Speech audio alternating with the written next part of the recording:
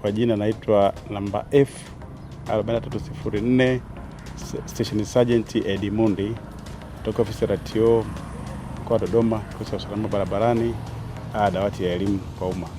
Basi katika shughuli zangu za kila siku nakutana na chombo cha moto trekta.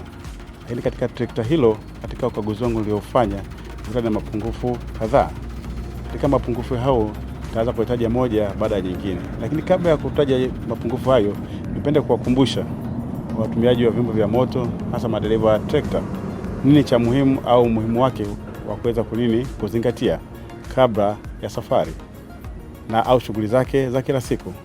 Kwa mfano, trekta hilo ni baada ya kulikamata nimekuta na mapungufu kadhaa. Kwanza, moja, lilikuwa halina indicator. Indicator ni chombo, ni kifaa muhimu au ni sehemu muhimu ya kumpa mawasiliano dereva mwingine, aidha anapotaka kwenda kushoto au kulia. Sababu kama trekta lile halina kabisa indicator ya kulia wala kushoto, pia hiyo ni hatari kwa mtumiaji mwingine wa barabara.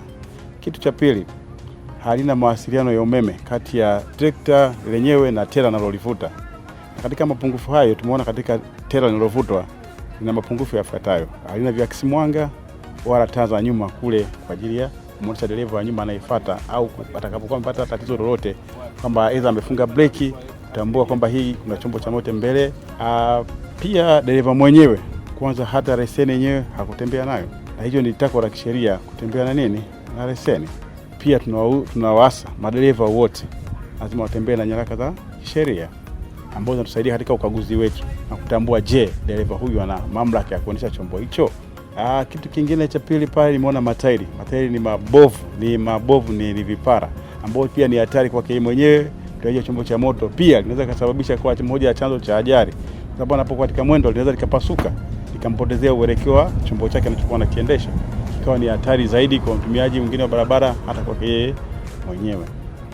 Basi ikiwa kama afisa wa polisi wa kikosi cha usalama barabarani na haki ya kumuonya, na pia nimempa elimu sahihi ya kwenda kurekebisha mapungufu ya chombo chake baada ya ukaguzi nilichokifanya.